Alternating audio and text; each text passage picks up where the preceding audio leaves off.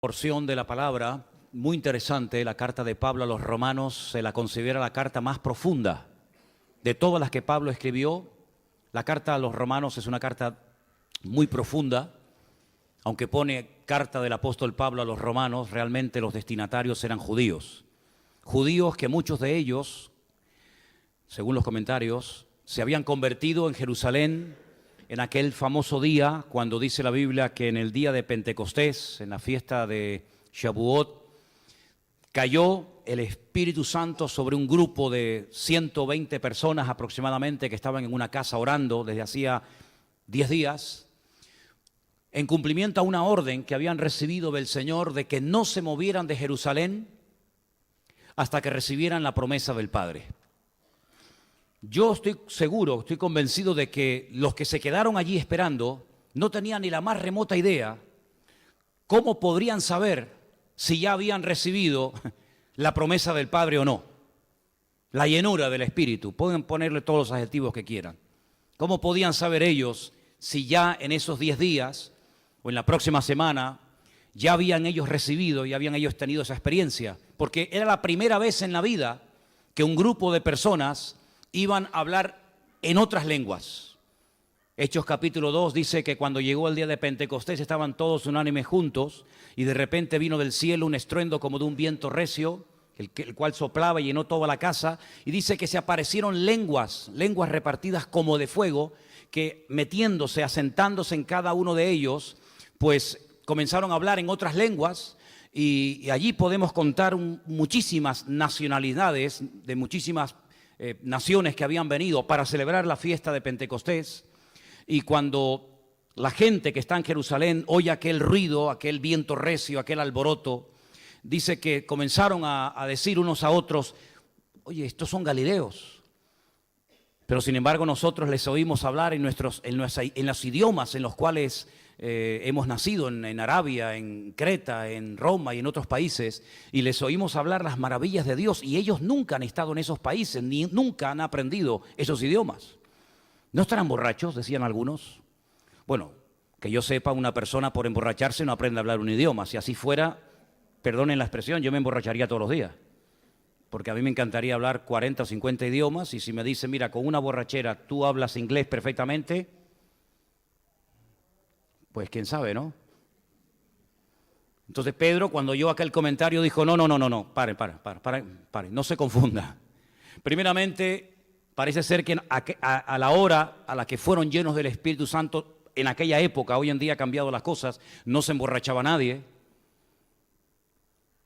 Porque Pedro dice: son las 9 de la mañana y nosotros no estamos borrachos, como vosotros suponéis. Lo que ustedes están viendo y oyendo es lo que ya había dicho el profeta Joel, que en los postreros días, dice el Señor, derramaré de mi espíritu sobre toda carne, sobre vuestros hijos, sobre vuestras hijas, vuestros siervos, vuestras esclavas, etcétera, etcétera, ¿no? Dice, y esto que estáis viendo, que para ustedes es nuevo y para nosotros también, esto es aquella promesa que teníamos que esperar en Jerusalén conforme al mandato que nos había dado nuestro Señor, ¿verdad? Ahora, es interesante notar que ese grupo de hombres allí en el aposento alto entraron esperando no se sabe qué, y cuando salieron esas personas de esa casa, se comieron el mundo. Literalmente se comieron el mundo. No había nación, no había problema, no había obstáculo, no había nada que pudiera detener e impedir que esta gente hablara y compartiera con todo el mundo el Evangelio del Señor Jesucristo. Los metían en cárceles, los apedreaban, los azotaban, le hacían absolutamente de todo, con tal de que se callaran. Sin embargo, ellos decían constantemente: no podemos dejar de decir lo que hemos visto y lo que hemos oído. Y esa es una de las señales de una verdadera conversión. Cuando una persona se convierte de verdad, no puede parar de hablar del Señor Jesucristo. Es imposible que una persona que tenga a Cristo en su corazón no quiera que otra persona también lo tenga. De hecho, todos los que nos hemos convertido al Señor ya hace años, lo primero que queríamos cuando comenzamos a dar los primeros pasos es que todo el mundo viniera con nosotros a la iglesia. y leyera la Biblia y escucharan nuestro testimonio y se convirtieran y alabaran al Señor, porque era y es tan grande el gozo de la salvación que no queríamos que esto se quedara encerrado en nosotros, sino queríamos que toda nuestra familia, nuestros amigos, nuestros vecinos, todos los conocidos supieran que algo tremendo había ocurrido en nuestra vida. Tal vez no teníamos todas las palabras, tal vez no teníamos todo el vocabulario necesario para poder explicarlo bien, pero lo que está bien claro es que nada ni nadie nos podía detener en aquel momento. Nos extrañaba que la familia no nos hiciera caso. Nos extrañaba que algunos amigos, parientes o compañeros de trabajo se rieran y se burlaran de nosotros, pero igualmente seguíamos adelante, porque no podemos tampoco nosotros dejar de decir y oír lo que hemos experimentado. Amén, hermanos. Algo ha entrado dentro de nosotros que nos ha cambiado la vida y nunca más volveremos a ser los mismos que fuimos. ¿Estamos de acuerdo? Ahora bien, si comenzamos a leer la Biblia desde el principio, nos vamos a dar cuenta que el hombre más feliz del mundo, la persona más llena de Dios, la persona que más comunión tuvo con el Señor fue, sin lugar a dudas, Adán y Eva. Ellos vivieron en un nivel de santidad, en un nivel de pureza que jamás ningún ser humano ha logrado recuperar o alcanzar. Ellos hablaban con Dios sin ningún tipo de tapujos, de intermediarios, de sacrificios, sino abiertamente con su Creador. Ellos vivían en el lugar más precioso de toda la tierra. No ha habido jamás un lugar tan bonito y tan precioso como el jardín del Edén. Todo era perfecto, todo era una armonía extraordinaria. Pero la Biblia cuenta que llegó un momento en el que todo lo perdieron. Capítulo 3 del libro del Génesis dice que pecaron, desobedecieron al Señor, incumplieron la orden que el Señor les había dicho que no quebrantaran, y a partir de ese momento toda su vida y toda su descendencia cambió. Por supuesto, perdieron la inmortalidad, comenzaron a sentir calor, frío, hambre, miedo, comenzaron a sentir todo tipo de sensaciones que antes del pecado jamás habían experimentado. Su naturaleza cambió, fue transformada de la noche a la mañana. El primer ataque del diablo fue de afuera hacia adentro. Ahora ya el mal, el veneno estaba, digamos, incrustado en ellos, de tal manera que iban a sentir a partir de ese momento una inclinación, una tendencia hacia el pecado. Fíjense, por ejemplo, uno de sus hijos.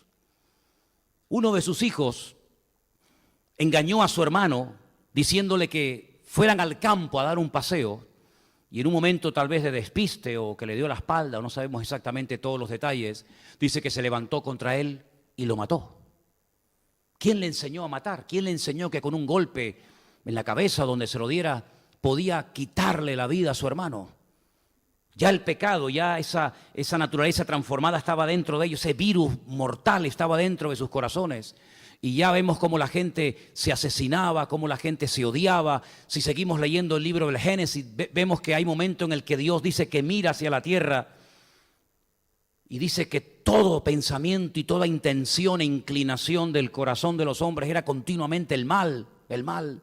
Dios decide empezar de cero. Conocemos la historia del diluvio, conocemos la historia de la Torre de Babel, etcétera, etcétera, etcétera. Y comenzamos a ver sangre y muertes y guerras y matanzas por todas partes.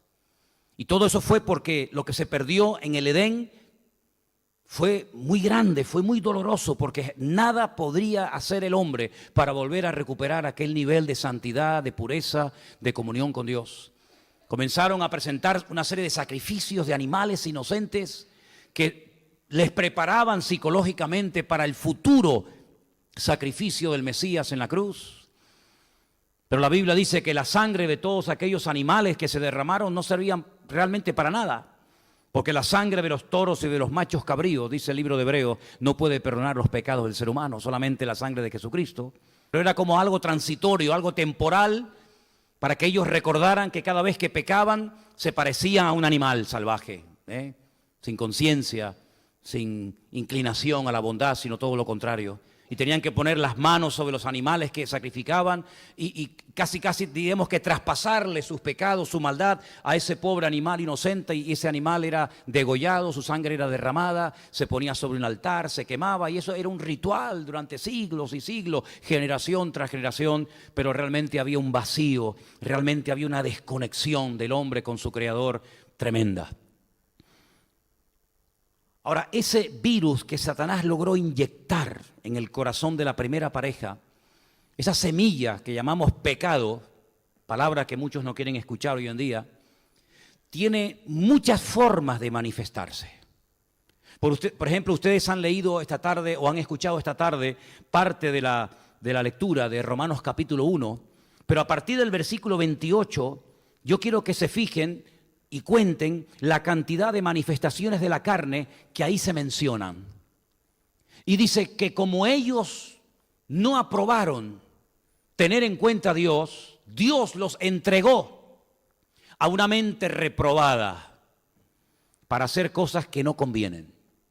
Y estando atestados, sumen, de toda injusticia, fornicación, perversidad, avaricia, maldad, llenos de envidia, homicidios, contiendas, engaños y malignidades, murmuradores, detractores, aborrecedores de Dios, injuriosos, soberbios, altivos, inventores de males, desobedientes a los padres, necios, desleales, sin afecto natural, implacables, sin misericordia, quienes habiendo entendido el juicio de Dios, que los que practican tales cosas son dignos de muerte, no solo las hacen, sino que también se complacen con los que las practican. Ahí se mencionan nada más y nada menos que 23 manifestaciones diferentes de ese virus que todo ser humano lleva dentro, que se llama pecado. 23 formas diferentes.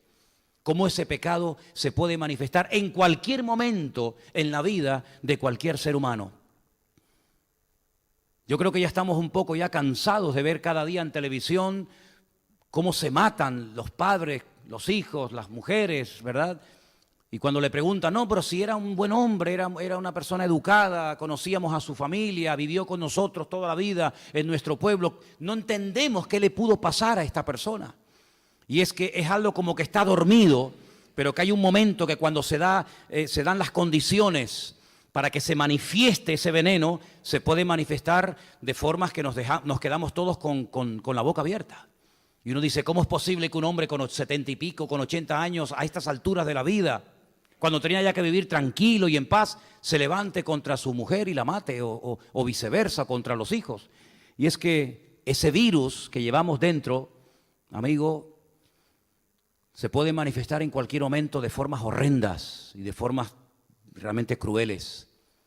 Como Pablo era una persona que analizaba mucho la naturaleza humana y observaba a las personas en muchos países a los que tuvo el privilegio de llevar el Evangelio, se daba cuenta que no solamente en el pueblo de Israel, sino también entre los romanos y también entre los de Creta y también entre los de cualquier otra nación se manifestaba este virus de muchas formas. Cuando le escribe la carta a los Gálatas, capítulo 5, Yeray, Gálatas capítulo 5, del versículo 19 en adelante, dice, y manifiestas son las obras de la carne. Y ahora menciona 17 obras diferentes. Ya hemos sumado 23, ahora 17 más. Adulterio, fornicación, inmundicia, lascivia, idolatría, hechicerías, enemistades, pleitos, celos, iras, contiendas, disensiones, herejías, envidias, homicidios, borracheras, orgías y cosas semejantes a estas, acerca de las cuales os amonesto, como ya os lo he dicho antes, que los que practican tales cosas no heredarán el reino de Dios. Y uno se pregunta, ¿pero a quién le está escribiendo Pablo? ¿A creyentes? Sí, hermanos, Pablo le escribió siempre a creyentes, a iglesias, a gente convertida. No le escribió cartas ni epístolas a personas inconversas que no conocían el Evangelio. ¿Y cómo se le puede hablar a los cristianos de que en cualquier momento en la congregación o a nivel personal se pueden manifestar a fornicaciones, adulterios, celos, envidias, orgías, borracheras, enemistades? Pero ¿en qué cabeza cabe que en la vida de un creyente se pueden manifestar estas cosas? Pues claro que se pueden manifestar estas cosas y más, y otras más. que se mencionan en otras porciones de la palabra de Dios. Porque ese virus que se llama pecado, esa semilla que inyectó Satanás en los albores de la humanidad, está ahí adentro y es como un volcán que está dormido, no está muerto, está dormido, pero que en cualquier momento puede explotar.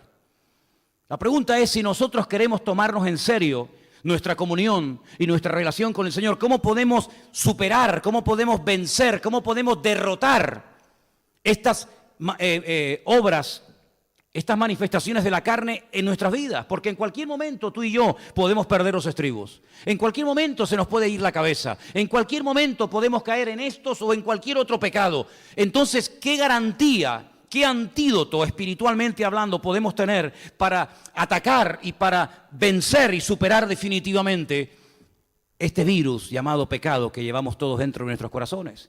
El mismo apóstol Pablo dijo en cierta ocasión que había momentos en su vida que él estaba haciendo cosas que en el fondo no quería hacer. Y él dice también en Romanos capítulo 7 que algunas cosas que él sí quería hacer no las estaba haciendo. Y había como una lucha entre lo que la Biblia denomina la carne y el espíritu, ese tira y afloja entre el querer y no poder. Y él termina con aquel grito diciendo: miserable de mí, ¿quién me librará de este cuerpo de muerte? Por lo tanto, el mismo apóstol Pablo y todos y cada uno de nosotros en momentos puntuales de nuestra vida podemos tener más o menos lucha con la carne. Pero gracias al Señor que en su palabra, en la palabra de Dios, encontramos el remedio bíblico, la receta divina para no ser víctimas, sino poder vivir permanentemente en victoria. Amén, hermanos. En Efesios, el capítulo 4, presten atención a estas palabras. Pablo las escribe desde la cárcel y les dice a sus destinatarios y a nosotros también hoy en día: esto pues digo y requiero en el Señor, que ya no andéis como los otros gentiles que andan en la vanidad de su mente, teniendo el entendimiento entenebrecido. Otra expresión que usa cuando le escribe a Timoteo es teniendo cauterizada la conciencia. Pero aquí emplea esta: el entendimiento entenebrecido, ajenos de la vida de Dios por la ignorancia que en ellos hay, por la dureza de su corazón, los cuales después que perdieron toda sensibilidad se entregaron a la lascivia para cometer con avidez toda clase de impurezas. Mas vosotros no habéis aprendido así de Cristo. Si en verdad le habéis oído y habéis sido por él enseñados conforme a la verdad que está en Jesús. En cuanto a la pasada manera de vivir, escuchen, despojaos del viejo hombre. Primer consejo, despojaos del viejo hombre, que está viciado conforme a los deseos engañosos. Renovaos, segundo consejo, en el espíritu de vuestra mente. Y tercero, vestíos del nuevo hombre, creado según Dios en la justicia y santidad de la verdad. Despojaos, renovaos y vestíos. Las tres palabras claves de esta porción, de esta escritura que hemos leído en esta tarde. Despójate. No estamos todo el año con la misma ropa. A veces se mancha. Antes de empezar el culto, estuvimos un tiempo de ensayo. Y no sé por qué, se me empapó toda la camisa de arriba abajo y aún no había empezado el culto. ¿Saben lo que hice? Me fui arriba y me cambié de camisa. Y nada más terminar el culto me imagino que me tendré que cambiar otra vez porque estoy otra vez empapado de arriba abajo. Nos tenemos que despojar, nos tenemos que quitar cosas que se ensucian, que se manchan, que se deterioran, que se rompen. Y en el sentido espiritual, ¿por qué no piensas en esta tarde de cuántas cosas te tienes ya a estas alturas de tu vida que desprender y despojarte y que no sigas toda la vida cargando esa mochila, cargando ese peso inútil que te está impidiendo crecer y madurar en los caminos del Señor?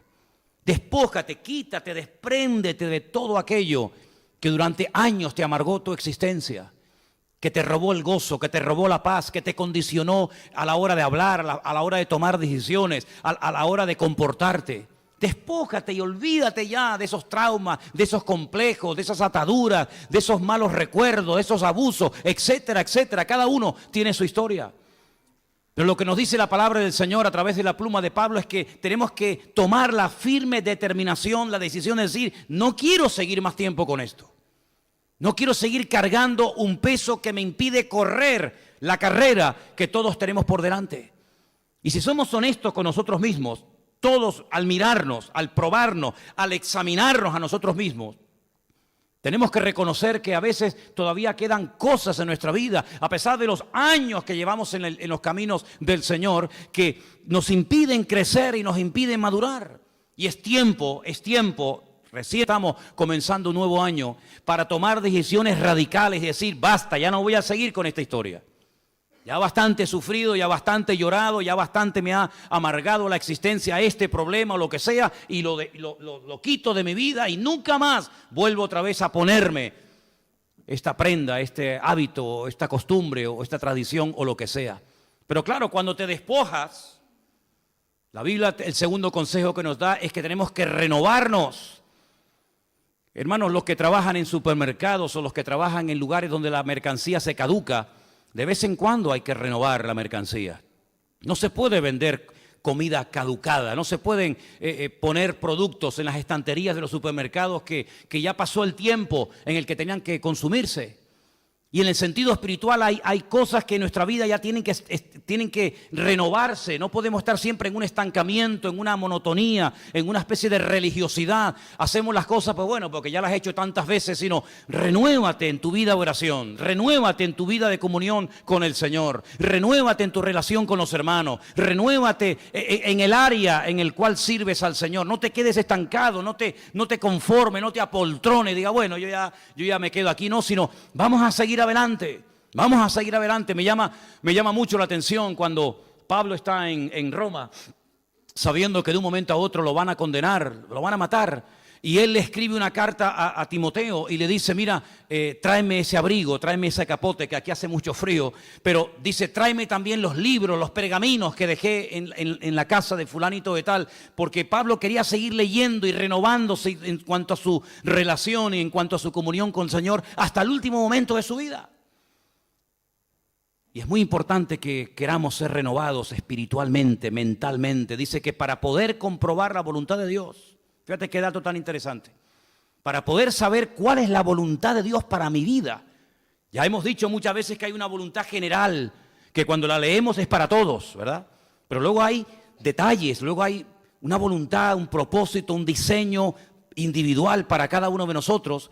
La Biblia dice también en Romanos que si no nos transformamos por medio de la renovación de nuestro entendimiento, de nuestra mente, no vamos a poder comprobar cuál es la voluntad de Dios. Por eso yo creo que hay gente que después de años todavía no saben el propósito, el plan de Dios para su vida, porque no se han renovado, están como estancados espiritualmente hablando.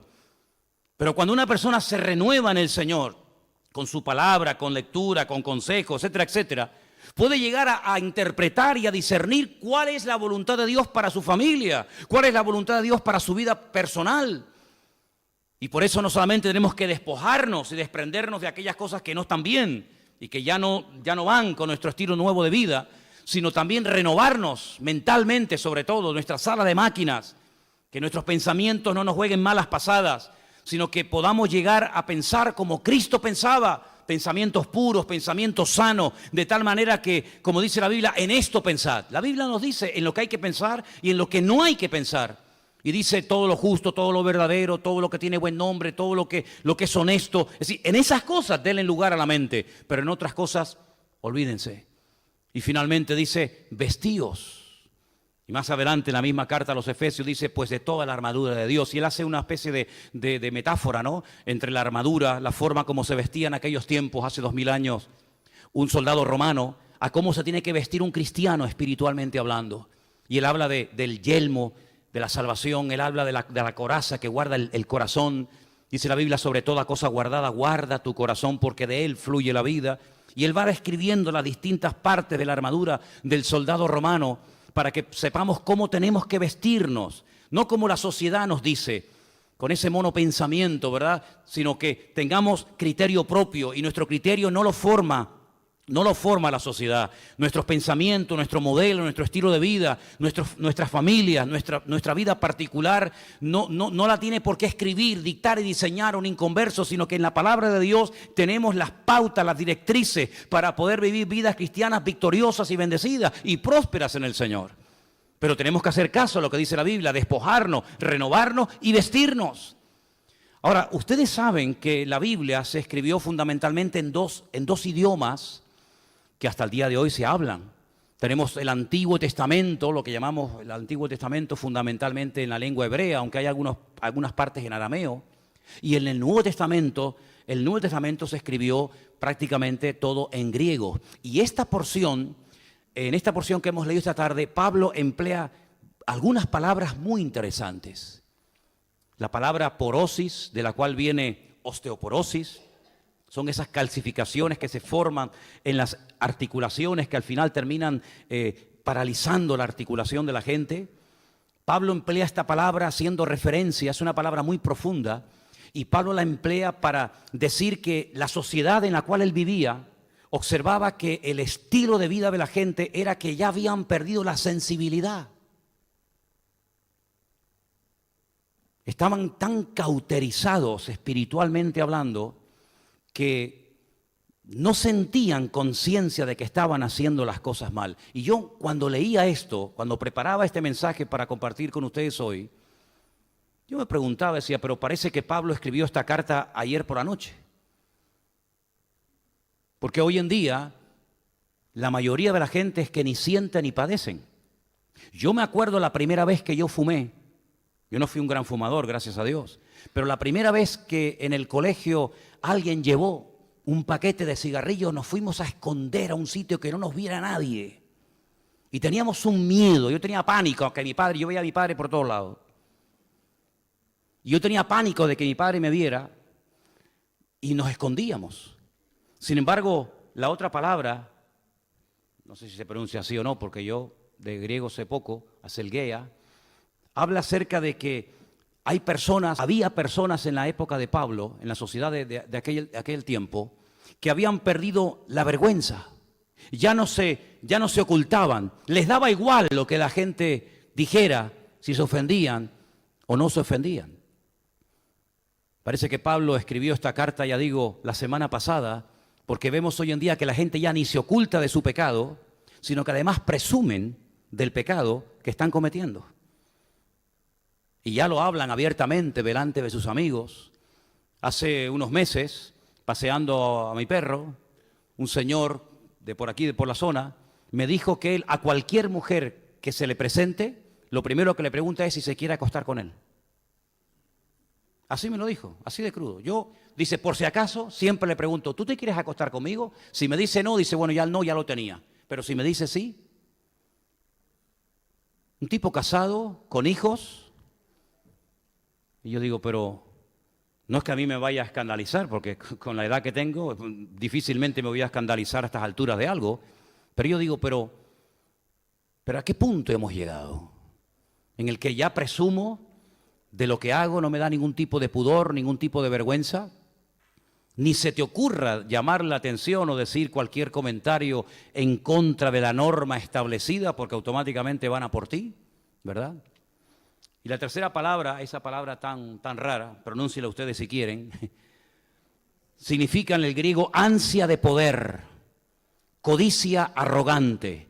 Esa palabra se empleaba para hacer referencia a las personas que estaban dispuestas a sacrificar cualquier cosa con tal de satisfacer sus deseos. Yo pondría al final Pedro Sánchez. Pleonexia, igual Pedro Sánchez. ¿Habrá habido en este país un presidente más arrogante y soberbio, con más ansias de poder que este inútil que tenemos ahora mismo de presidente en España? Capaz de pactar con el diablo si hace falta. Donde dije digo y donde digo Diego. Con tal de obtener lo que yo quiera. Y me da exactamente igual a quien me cargue, a quien tenga que aplastar o desplazar, me da exactamente igual. Yo quiero esto y a toda costa lo quiero conseguir. Es decir, que esa pérdida de sensibilidad, ese presumir del pecado, de la mala vida que llevo, Y ese ansia de poder, esa arrogancia de querer obtener lo que sea, aunque sea matando, engañando, manipulando, robando o lo que haga falta, eran las características de la época del apóstol Pablo. Y yo digo, y de la nuestra también. Y de la nuestra también. Porque hemos llegado a un punto en el cual tenemos que doblar la guardia y tenemos que darnos cuenta de que hemos entrado en una etapa diferente. Y en esa etapa diferente, al que van a atacar, como siempre, al eslabón más débil, va a ser a los niños. Y por eso hago un llamado a los padres que tienen todavía a sus hijos en edad escolar. No claudiquen, pónganse en su sitio, háganse respetar. Y si un día el niño no tiene que ir a la escuela porque le van a enseñar a tener relaciones sexuales con otros niños o cualquier otra barbaridad de las que quieren enseñar, pues no lo lleves. Pero lo que no vamos a permitir bajo ningún concepto es que el mundo nos diga a nosotros a estas alturas cómo tenemos que vivir, cómo tenemos que comportarnos, cómo tenemos que reaccionar y qué es lo que está bien y qué es lo que está mal. Estamos viviendo, dijo el apóstol Pablo en otra carta que le escribió a Timoteo, tiempos peligrosos. Tiempos peligrosos, y una de las características que él menciona ahí es que habrá gente desprovistos de toda sensibilidad, desprovistos de todo mínimo de conciencia de pecado, desprovistos de toda vergüenza a hacer algo incorrecto. Sin embargo, nosotros los cristianos tenemos la palabra de Dios. A mí me da exactamente igual lo que digan los de la calle, me da exactamente igual. Nuestro patrón de conducta, nuestra base de comportamiento está en la palabra de Dios. Ahora uno se pregunta, y tiene respuesta, gracias a Dios, ¿por qué hay tanta maldad? ¿Por qué han proliferado tanta gente mala y tantos sinvergüenzas y tantos manipuladores y tantos golfos? ¿Por qué? Todos los días de mi vida yo leo el día sábado el Salmo 92. Y en el Salmo 92 nos da la respuesta a esta pregunta que yo he lanzado en esta noche y quiero leérsela. La voy a leer porque no se la di antes a Yeray y claro, seguramente se estará preguntando qué versículo es el que voy a leer. Salmo 92 dice lo siguiente en el versículo 6. El hombre necio no sabe, el insensato no entiende esto. Fijaros qué interesante. El hombre necio no sabe e insensato no entiende esto. Cuando brotan los impíos como la hierba y florecen, como están floreciendo y brotando, los que hacen iniquidad es para ser destruidos eternamente. Eso es lo que dice la palabra de Dios. En estos cursos de profecía que estamos dando de escatología bíblica, va a llegar un momento en el que vamos a ver que al final de los tiempos Dios es el que toma la iniciativa y emplea la expresión, lo cogió de las quijadas, lo cogió de aquí, del cuello, dice, y yo los llevaré a mi tierra y allí les probaré y les mostraré que yo soy el Dios Todopoderoso. Es decir, no hay nada que ocurra por casualidad. Estamos viviendo en esos tiempos en los que está como queriendo resucitar el imperio romano, las barbaridades de la época de los romanos, de los griegos, el hedonismo, el libertinaje, viva la pepa, todo vale, no pasa nada, ¿verdad? Comamos y bebamos, como decían en aquel tiempo los romanos, que mañana moriremos. No hay Dios, no hay conciencia, no hay pecado, no hay cielo, no hay infierno, no hay el diablo, no hay nada. Hagamos lo que nos da la gana. Así se vivió hace 2000 años cuando se escribieron las cartas de la Biblia. Y así otra vez volvemos a una sociedad donde hay mucho internet, mucho WhatsApp, mucho Instagram, todo lo que ustedes quieran. Pero espiritualmente hablando, moralmente hablando, la sociedad va en picado. Por una sencilla razón. No porque seamos gente derrotista o pesimista, sino porque el hombre le ha dado las espaldas a Dios. Y cuando el hombre se posiciona y se pone en el lugar de Dios, dictando, diciendo, porque tiene autoridad para hacerlo, lo que está bien y lo que está mal, no solamente está cavando su propia fosa, sino que se está convirtiendo en un instrumento de maldad que puede llevar a la ruina a muchas personas. Por eso, como nunca antes, la Biblia nos dice a la iglesia de hoy en día, a la del siglo XXI, velad y orad, velad y orad, porque vendrán cosas tremendas, cosas que uno dice, pero ¿cómo puede ser que hayamos llegado a este nivel de maldad? Bueno, yo les recuerdo a ustedes que la Biblia dice que por haberse multiplicado la maldad, el amor de muchos se terminaría enfriando. Pero yo les animo a que no tiren la toalla, a que peleen por sus hijos, a que peleen por la palabra de Dios, a que abramos la boca, a que no seamos cristianos mudos, a que no pasemos desapercibidos cuando tengas reuniones de padres, cuando tengas reuniones donde sea, que abras la boca y que se oiga tal vez una voz diferente. ¿Se pueden burlar? Claro que sí, tienen todo el derecho de hacerlo. Se pueden reír, se pueden mofar y todo lo que tú quieras, pero nunca podrán decir que no oyeron lo que el Señor quería que se dijera en aquel momento. ¿Cuántos dicen amén?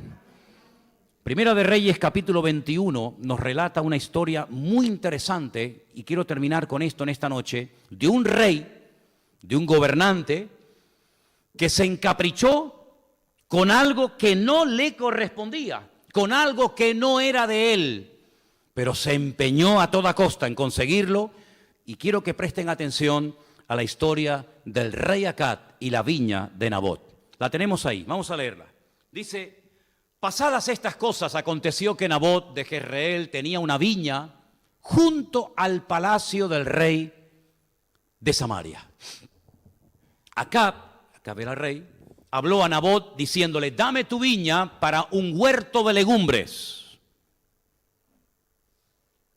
porque está cercana a mi casa, y yo te daré por ella otra viña mejor que esta.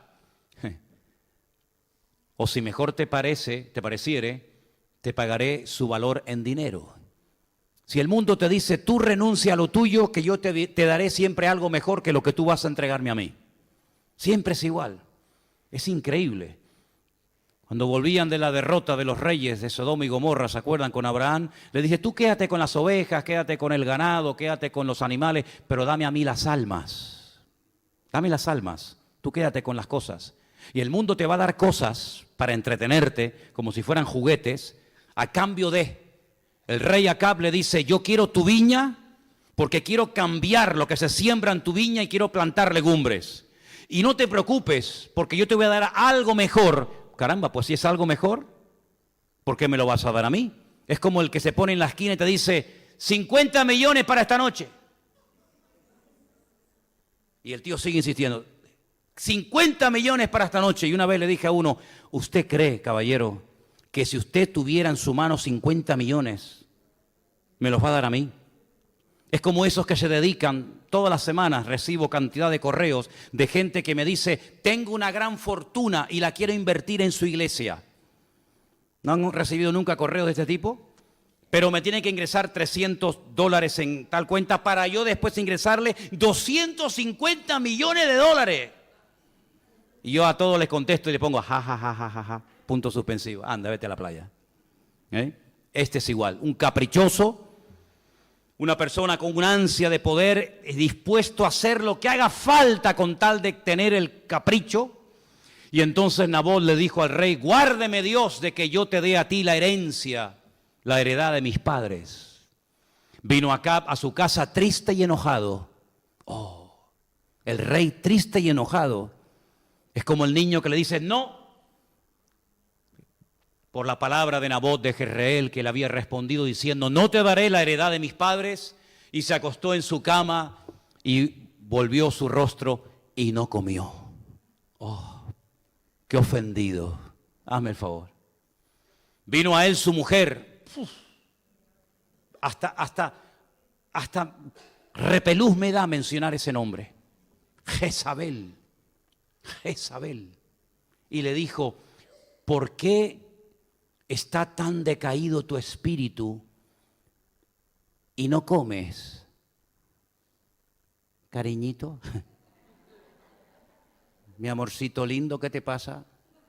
Y le dijo: porque hablé con Nabot de Jezreel y le dije que me diera su viña por dinero, o que si más quería, le daría otra viña por ella. Y él me respondió: yo no te daré mi viña. Y su mujer le dijo: ¿eres tú ahora el rey sobre Israel?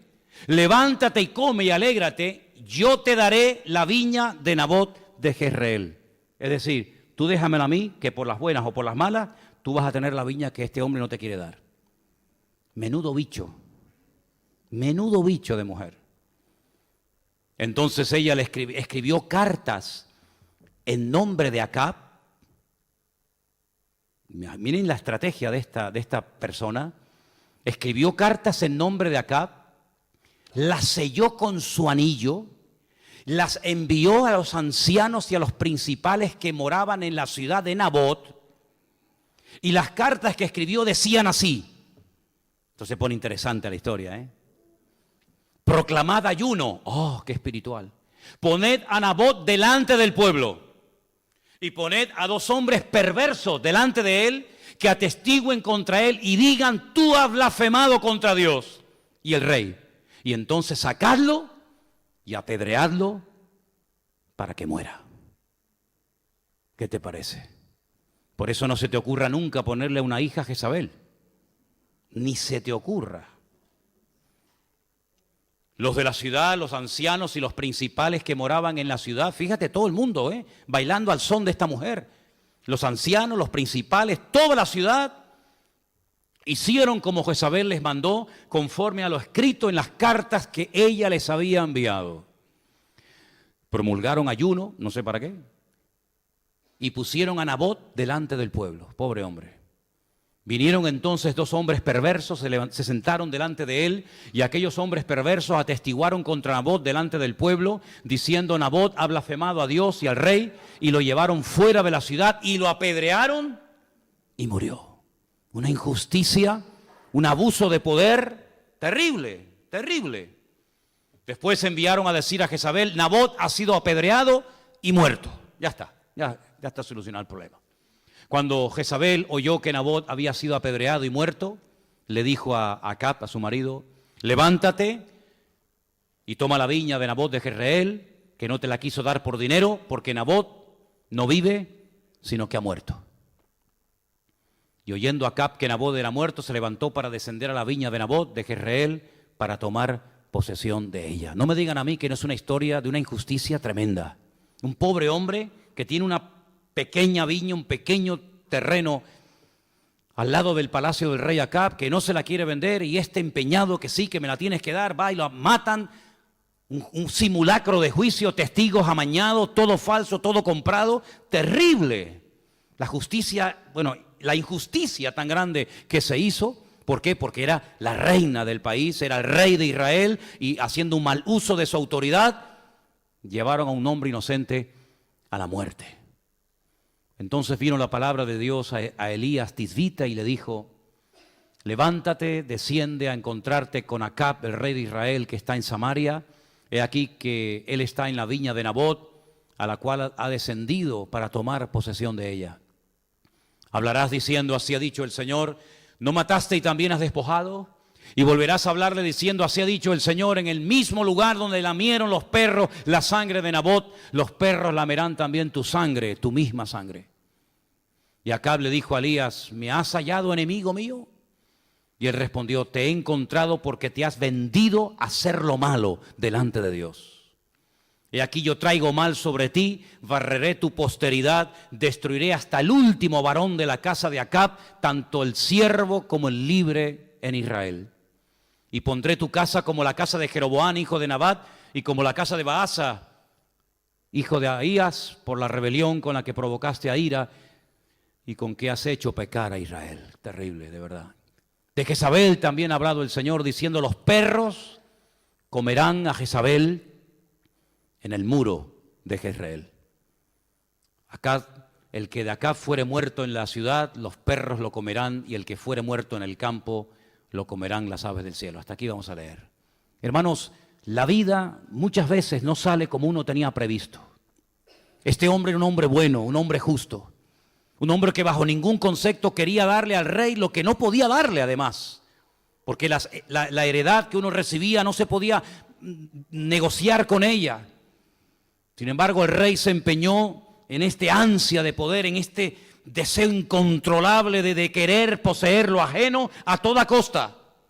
Y como era el rey, haciendo un mal uso de su autoridad, haciendo un mal uso de su poder, a través de su mujer Jezabel, obtiene la viña de Nabot. Sin embargo, Dios dictó sentencia. Y estamos, hermanos, viviendo en tiempos donde vamos a ver tremendas injusticias. Estamos a punto de ver situaciones parecidas a las que hemos leído. Tal vez no de Viñas, tal vez no de lo que hemos leído exactamente, pero situaciones en las que uno dice, pero ¿cómo actúa la justicia tan injustamente? Hermanos, oremos, busquemos cada día más de Dios, vamos a refugiarnos en las promesas del Señor, porque los tiempos que se avecinan son tiempos difíciles, pero la Biblia dice que donde abunda el pecado, va a sobreabundar la gracia de Dios. Los impíos, los pecadores, los que descaradamente, con toda rigurosidad en cuanto a lo que han hecho, le han dado la espalda a Dios, tendrán sus consecuencias. Pero nosotros oremos a Dios, vamos a refugiarnos